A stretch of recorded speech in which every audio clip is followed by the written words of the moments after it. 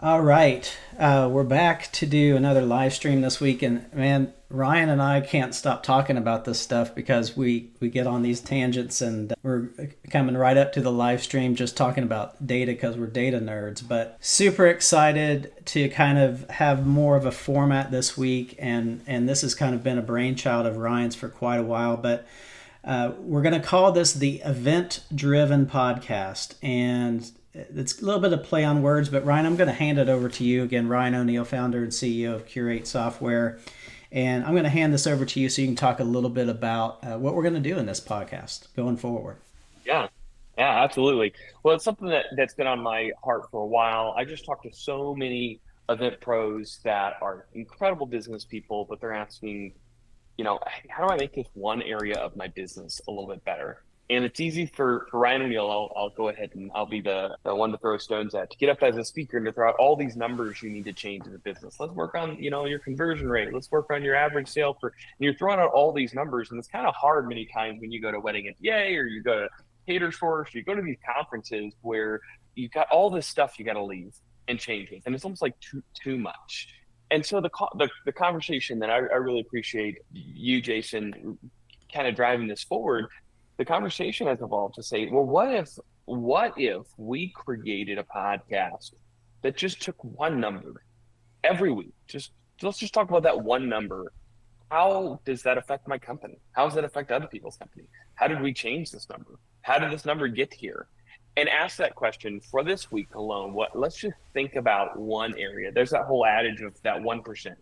Everyone tries to be 50, 100% better within the course of the month. It's a question of like, hey, can we just take this one thing this one week and ask questions about it and be curious about it within our own companies? So that's where the concept of the event driven podcast comes from. Event driven is actually a term in data, when you have an event driven architecture. But when we're talking to event pros day in and day out, I was chatting with one of our customers from Rhode Island, and I said, hey, what are the things you need to help your business get better? And he just sent me this huge list of different areas in his company that he's trying to focus on improving and making a difference. And he said, I got to have visibility into these areas, and I got to find places that I can improve my company.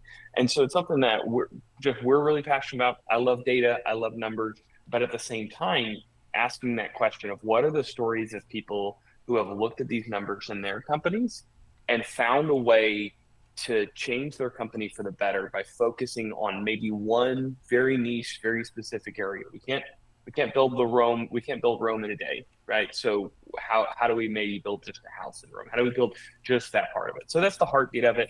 Can we take one thing each week and talk about it? And then every person who's listening asks that question for themselves. How do I do a little bit better on this one? Yeah, and I think at the same time, event driven is very obvious in the software that we run for event professionals. Whether we're doing big things in overarching software like creating proposals, adding contracts, doing payments, we track all of that data behind the scenes to see what our users are doing. And we make business decisions based on that. But I also love the name event driven because without events, we have no business. So we are driven by the event industry, and it's a great play on words. So I'm going to move over just to talk a little bit about what we are talking about today. So we're going to be talking about website conversions, and so there's a few different items here that we're going to talk about. We're going to go through stories. If you want to follow along beyond just the stream, we also have a web blog out there that covers these similar topics that we're going to go through. And that URL is at tinyurl.com/eventpod. And it just talks about how Ryan majorly increased his website conversions through going through these steps. And sometimes it doesn't take very much to make a huge difference. Yeah, absolutely. And you got to like the need for this. And I've got a particular story that I'll get into in a minute, but the need for it came out of saying, hey, we got to grow our business. We don't have enough high quality leads coming in. Like, how do we make sure that we're finding ways to drive more inquiries? And the decisions we made, we made a couple different decisions to change some pieces, but one of them took a lot of work and one of them took 5 minutes. And both of them had about the same impact. Both of them had an impact. I'm glad we did both of them, but it's kind of these questions of for us as a local small business, we were just trying to get some more events and trying to help more people, we had to ask that question, like how how do we find more people that are perfect for the way that we work and the type of services we provide. So it's going to be a fun conversation. Absolutely. Absolutely. So go ahead and kick it off, man. Okay, awesome. So well, my wife and I, we started our event company.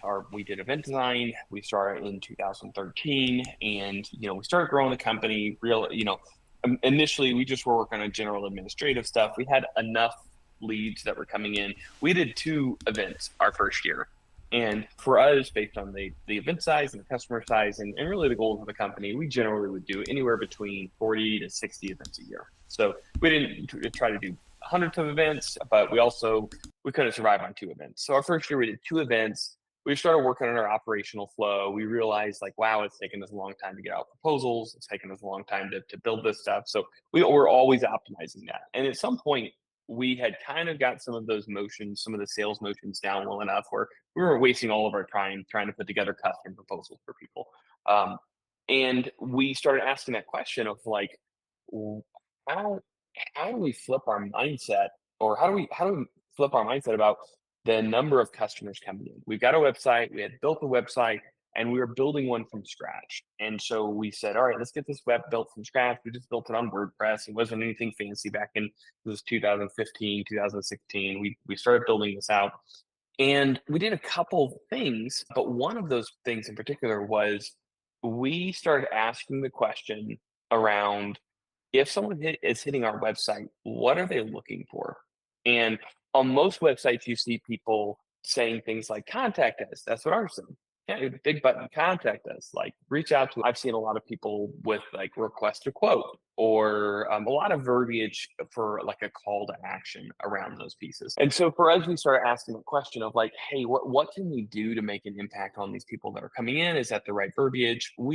I did the math. I went back and pulled some numbers. It was 2015 actually, so I went back and pulled the numbers on this. Our previous call to action, it looks like we had about in October from that particular page, not from Wedding Wire or somebody like that sending us a direct lead. Just from that particular page, we had about 5.8 website inquiries that came in, which isn't a ton, but for us, you multiply that by 6 times 12 is 60 leads. We closed really high. We had some wedding shows. We could easily get 100 leads from a wedding show. So we're not easily. It took a lot of work, but we could do it.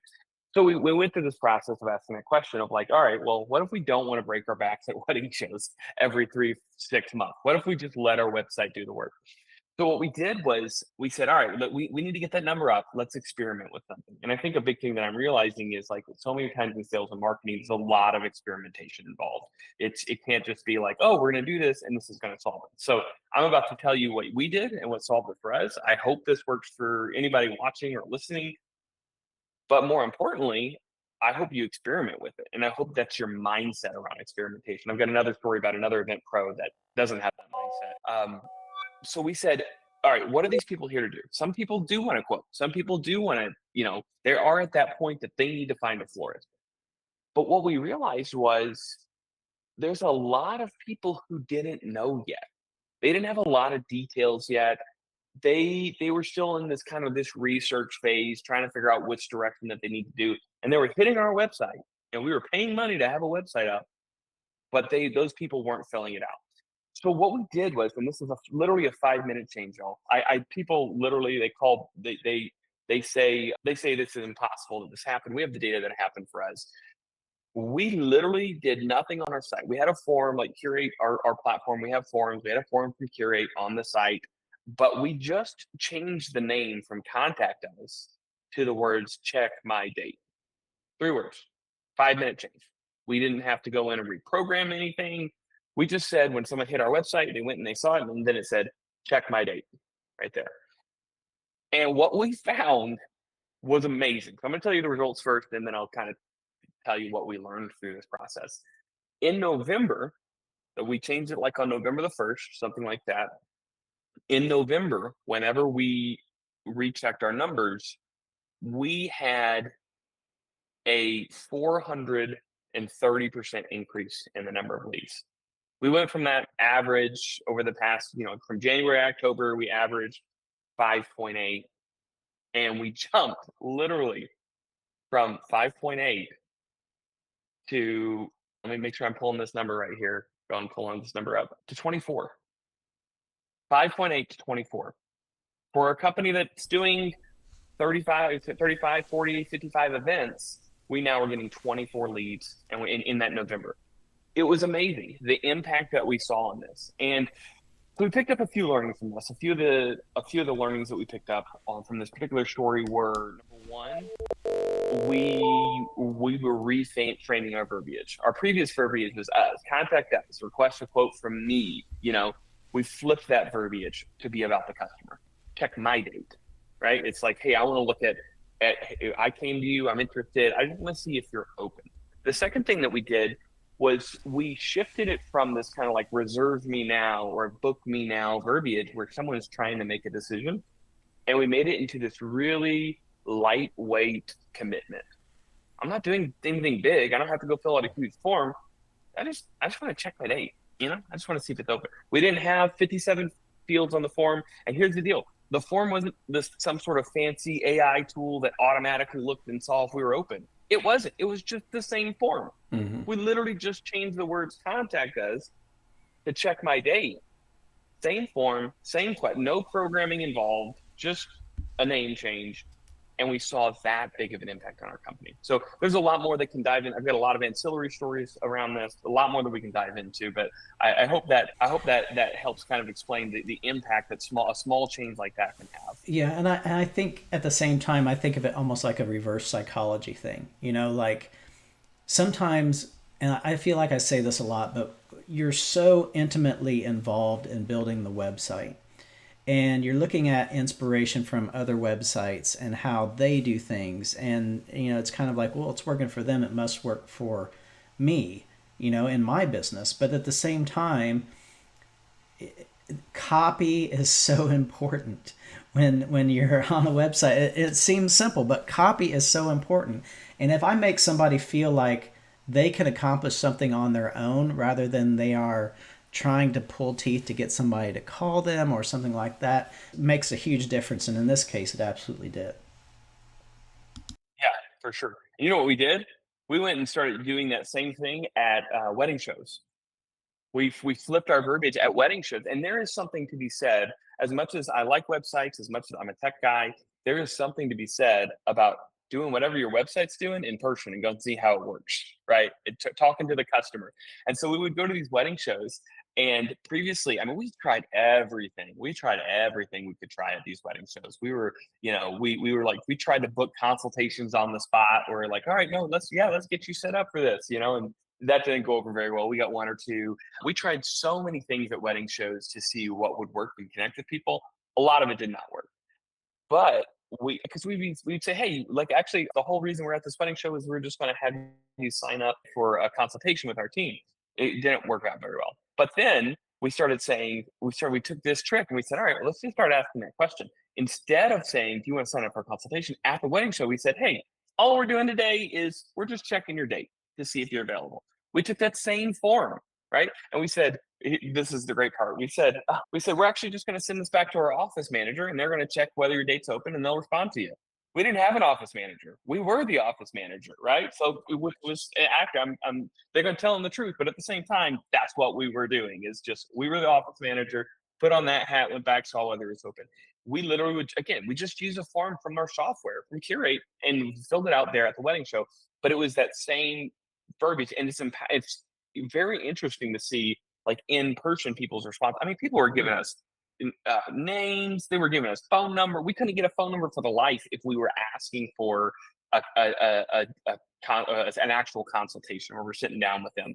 But they were giving us everything we wanted. I mean, I could have asked for their credit card number and they would have given it, So it's just this big learning point of like this real in-person human interaction, and the impact that has versus, the other flows. Yeah, absolutely. So the next thing that we're going to talk about is just information on the homepage. So, we are talking about our call to actions and changing that a little bit. What did you do to just, zhuzh up your website, and how did that impact your website conversions?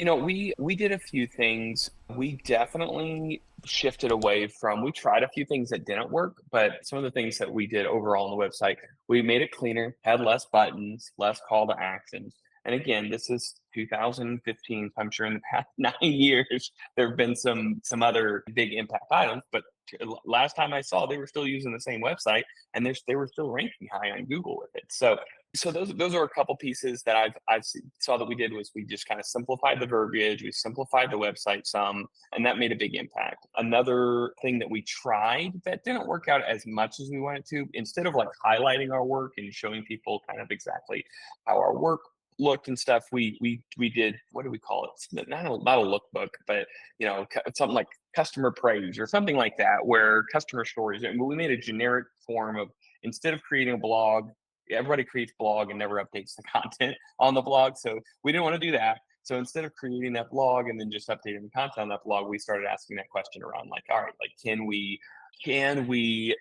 create really, it kind of is a blog, but it's not really a blog. It doesn't have dates and stuff on that. Can we like use that as a way to really like engage people and get them involved in it? That one, it worked okay, but it did exactly what we thought it would, and it didn't really make a huge impact for us. So yeah, those are a few of the things that we did, that we just simplified it down. We had less like buttons and places they could go. I know we have a lot of customers that are like retail focused customers. Y'all have got a lot of like,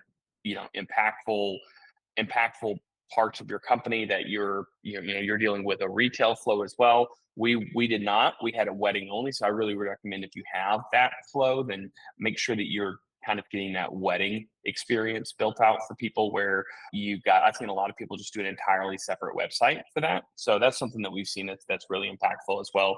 We did one more thing, which was we introduced a budget calculator on our site. Now, this again, just thinking through like the needs of people and customers, and kind of thinking through those needs of like, what do people need? What are the frustrations or the need sets that they have and experience? Kind of thinking through those needs, we said there's a lot of people who come to our site, send us an email and say, hey, we want to use you. But then it turns out that they just can't afford us. And like we don't like that. We don't like that conversation. We're not a big fan of that conversation whatsoever. So we started asking that question of how do we make a bigger impact on those people, but as well as just help people. We want to be very helpful. So we started looking through some opportunities, and what we created was, we saw there was another florist that had a similar, they had a much more, they spent a lot of money on this, like a budget calculator.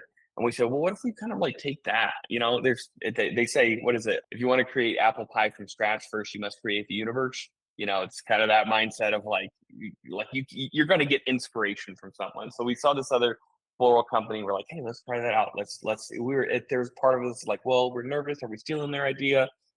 We were totally like using their idea as the inspiration for what we did. But we created this budget calculator, and people were able to go and click the buttons that they wanted. Now, this was more custom. This wasn't just like out of some software that was built. And sometimes you have those situations. But they went and they built all of these pieces into our platform. The people were able to say, hey, how many design pieces do you need? How many tables are needed? And at the end of that, it spit out an estimate of what they would spend on their wedding. And the important part here is not that we had a wedding calculator per se from that perspective of like, hey, this is exactly what you're spending, but it was just like, we're not telling you a quote from us. We're just telling you kind of like, what should you estimate that you should have to spend? And so that created a really good opportunity just to help people, even if their budget, we had a minimum of 4,000. We never liked being like, oh, you need to like fit our minimum budget. We never liked doing that. So instead of in lieu of doing that, we said, at the end of it, we said, oh, here's what you should plan on spending, for your wedding. So it's not about curate, it's just about you and your wedding and what you should plan on spending. That made a big impact as well. We saw a huge chunk, that took a lot of work, but we saw a huge chunk of customers or potential customers that would fill that out. And then at the very end of the form, if they kind of hit the budget, that if they had the budget that was needed and everything, it would pop up that form that would be like, oh, we'll fill this out and then we'll get this information to you. Does that make sense? Kind of like how we thought about that. Yeah, I mean, it's very similar to the CTA conversation. Like you are providing a task for them to complete that helps them.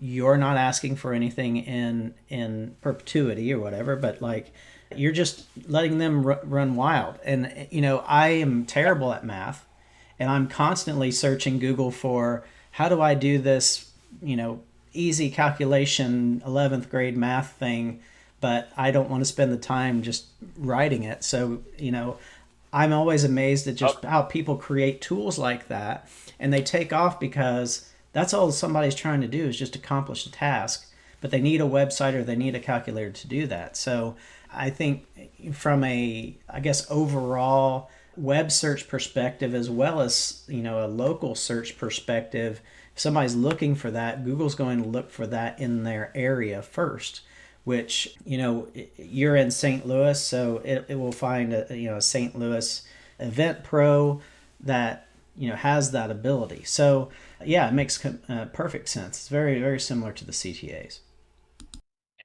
absolutely. It made a big difference for us and kind of like fit our overall goals and how we like to work and function as a company. Yeah, so I guess again with the blog post that we're talking about here, which is at tinyurl.com/eventpod. If you scroll down on this, we do have a budget calculator recipe that you can download, and should give you some more insight on how to do that on your own website. So make sure to go out and check that out, and hopefully that'll do something to help you get more web conversions beyond some of the other things that we're saying. I think the big lesson here is definitely do more things on your website where you're not asking someone to engage with you immediately. You're always gonna want to try to obtain an email address or contact information somehow, but start to gain trust, with the people that are on your website. How can you help them, whether it's a reverse psychology or not, helping them do something in the larger scale process of their event is going to provide more trust in your business. Absolutely. And the hard part on that a lot of times is that question around how do you do this in a way that you can keep up with? And because if depending on the size of your company, maybe you have a full-time marketing lead, maybe you are at a point where, somebody is wearing multiple hats. So finding those creative ways to make sure that you're also able to do it on a repetitive manner. For us, we didn't have someone updating the website every single day. The way that we framed it, we were able to keep kind of the same infrastructure in place that it could keep providing content. And this is the great part about people getting married. New people get married every year. It's not the same crew coming back. Not all of them, at least. Most of them are new that are coming back, and so they're asking the same questions, right? And they're looking for that same kind of content. So finding that way that you can engage with them, it does. While there are other things that aren't benefits of not having recurring customers, the flip side is especially in this realm, there are ways to continually create value for people that is new for those people. Maybe it's old hat for you, but it's new for those people. There's one one florist in Texas that I talked with, and what they would do is like as soon as that web form was filled out, they would send them a list. And this was a design. I was a florist in Texas. They would send them a list of what flowers are in season, right? Which is old hat to somebody who's been doing this for 30 years, but not to that person who never really bought flowers in their life. And so that was this way to be able to engage with them and make sure they're educated, and which I know is outside of the scope of today of kind of talking about our web conversion. How do we make sure that we're increasing that? But it is something where you're creating that opportunity. There's a florist here in St. Louis. They're actually just less than a mile away from where I'm at right now. Roses and Mint, phenomenal company. They're just kind of a genius design company, event design company, and they said our team went down to their offices when all of our team was in town back in December, and we asked them, hey, what were some impactful moments in your company? And they listed off two moments, but they said one of those moments was when they moved and they put check my date. They call it check your date. They put check your date. And they said that was a moment when their company started to take off, when they started being able to get in contact with these people on a quicker ratio. And it's amazing hearing that a podcast like this, right? And in that time, it was a blog post. They read our blog post, they went and implemented that. it's so cool to hear about looking at that one number, this one specific part of their business was such a key critical moment for them to actually move their business to the next level. So it was really impactful to hear that. There's other people. There's another company I talked to that I recommended to them. I wasn't the owner. You know, it's always good to recommend to the owner. One of the employees who was in charge of their marketing efforts. I said, hey, you got to at least try this. You got to at least experiment with this. I said, if your numbers matched what it did for our numbers, you know, they were $8 million company or so. I said it would make a $200,000 impact on your business. Five minutes, just experiment with it. When they told it to the owners laughed at them. You know, they said that's stupid. Like that's not going to work. That's not going to be.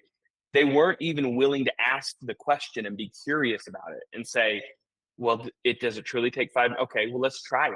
You know, that if somebody's coming in with kind of a hot tip and so it's kind of like this tale of two stories, right? Like where one person, now again, one company's established, one company's growing. When you're growing, you're willing to try and experiment with all of these stuff. But that's the purpose of this podcast, is really to ask that question around like, what are those areas of our business that we can improve and that we can be able to look at that could be critical moments for us. Yeah, and to kind of tie it all together, let's talk about Curate for a second. So the Curate software, what are some things in the Curate software that you can do to meet some of these things that we're talking about to engage and obtain more website conversions? Yeah, well, you hear this on a daily basis, Jason, but not everybody else does. The big part of what we do at Curate, my heartbeat behind all this, is asking that question of what do customers need. So anything we built, customers have been pushing us toward that and saying, "Hey, we really, really need this ability."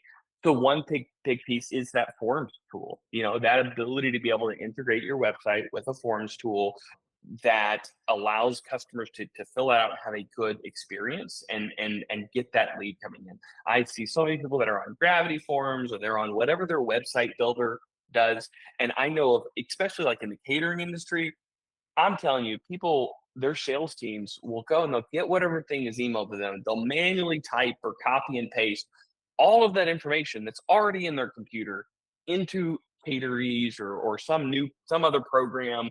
They're manually moving that data, and their salespeople are not selling because they're being data entry, right? And that's a big issue. That's a lot of time that people are spending because they say, well, our web conversions are at whatever rate that we want. We're in a good spot, but the tools that they have aren't talking to the rest of their system. So that's been a big thing that we've heard from a lot of people that really just lights people up, is this idea that their salespeople can without damaging their conversion rate and maybe even improving their conversion rate, can have a tool that integrates directly into the rest of it. So in that particular part, that's a big part of it, is just empowering people to very easily get that information into their system to be able to make sure that they're starting that conversation with customers.